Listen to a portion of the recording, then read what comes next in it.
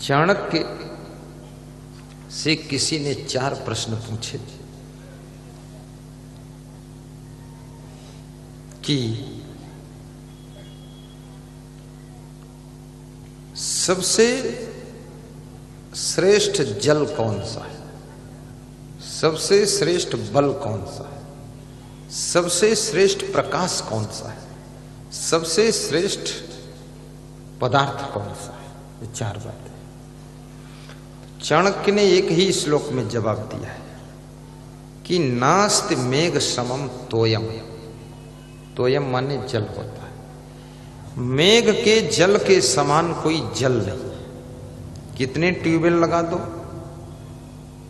कितनी नहरें निकाल दो और कितनी नदियां हों, अगर मेघ के जल की वर्षा नहीं होती है तो नदियां भी सूख जाएंगी, ट्यूबवेल भी सूख जाएंगे, नहरें भी सूख जाएंगी। मेघ का जल सर्वोपर जल है, मेघ का जल नदी में भी वही जल भर जाता है, तब नदी लहराती है। इसलिए मेघ के जल के समान कोई जल नहीं।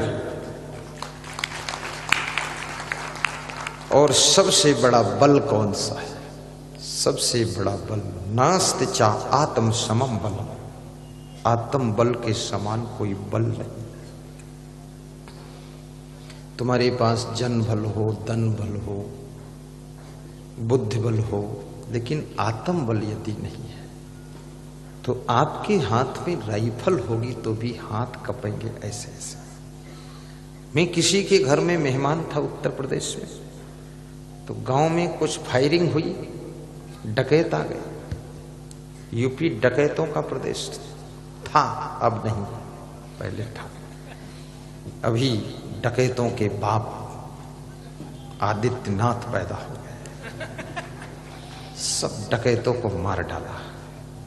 मैंने कहा महात्मा हो, चींटी नहीं मारना चाहिए, महात्मा को दयालु होना चाहिए। ये 1400 एनकाउंटर किया है। तो उन्होंने उत्तर बहुत अच्छा दिया। उन्होंने कहा भगवान राम ने जिसको मारा उसको निज धाम पहुंचाया, और मैंने जिनको मारा उनको परम धाम पहुंचाया। मुक्ति सीधे बिना तपस्या साधना के मुक्ति दे दिया। तो गांव में कुछ डाकू आ गए, तो जिसके यहां में ठहरा था वो बंदूक लेकर छत पे खड़ा था, तो उसके हाथ कांप रहे थे, ऐसे ऐसे बंदूक कप रही थी। तो मैंने कहा बंदूक की फायर कैसे करोगे, तुम्हारे तो कंपन हो रहा है। बोले आत्म बल नहीं है, डर लग रहा है। बोले गुरुदेव आप इसको पकड़ लो। तो मैंने कहा अरे मैंने कहा मैं तो साधु हूं, इसको क्या पकड़ूंगा मैं तो भक्ति भजन वाला हूं। हाँ पहले पकड़ा था इसको, मैं घर पे पकड़ता था, घर पे 2 बंदूक थी। तो जब ज्यादा वो डर गया तो मैंने कहा चलो लाओ मैं पकड़ लेता हूं, कोई बात नहीं, जय बजरंग बली। मेरे हाथ में वो हिलती नहीं थी बंदूक, क्योंकि मैंने कम से कम 1000 फायर तो किया ही है अपने हाथ से। किसी को मारा नहीं, आकाश में किया। हाँ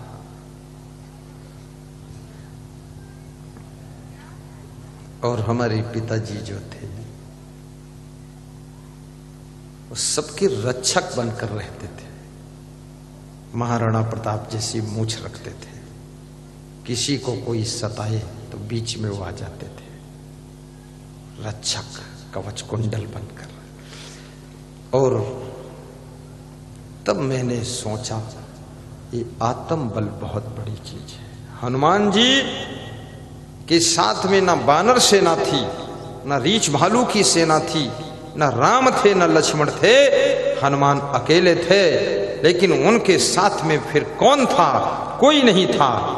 उनके साथ में राम की कृपा थी और आत्म बल था, इसलिए लंका में अकेले जाकर डंका बजा दिया था।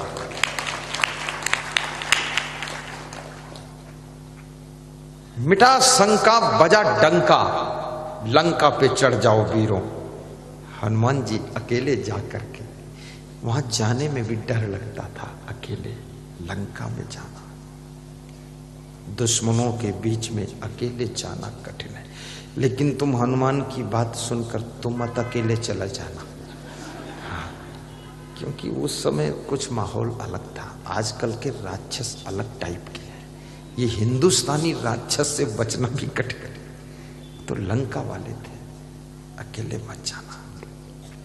भगवान राम कितने बुद्धिमान थे, खुद नहीं गए अकेले, पहले अंगद को भेजा कि मरे तो यही निपट जाए। फिर हनुमान जी को भेजा कि बंदर मर भी जाएगा तो फर्क क्या पड़ेगा। उसके बाद फिर लक्ष्मण को लड़ाया, लक्ष्मण भी बेहोश हो गया। आखिरी में जब कुंभकर्ण रावण को मारना हुआ तो राम ने सोचा इनको कोई नहीं मार सकता, मुझे ही मारना पड़ेगा। मनुष्य को अपनी लास्ट शक्ति का प्रयोग फर्स्ट नंबर पे नहीं करना चाहिए, सारी शक्तियों का प्रयोग कीजिए और लास्ट में जब सब शक्तियां प्रयोग हो चुकी हैं तब खुद की शक्ति का प्रयोग कीजिए और सफलता को हाथों में लीजिए। कहीं आपकी गाड़ी कोई ड्राइवर से टकरा टुकरो जाए, वहां तुम मत जाओ, क्योंकि वहां तो सब जोश में है।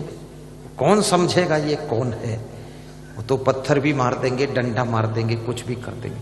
तुम मत जाओ वहां, तो ऐसे 10-20 आदमी भेज दो। अरे भाई साहब, अरे भाई साहब, कोई बात नहीं भाई साहब, अरे किसकी गाड़ी, कौन किसकी गाड़ी, कौन लड़ाया, अरे ड्राइवर कौन, हुल फुल मचा करके बस निकाल ले जाओ। खुद नहीं जा खुद नहीं जाना चाहिए। मौसम समझो क्या है।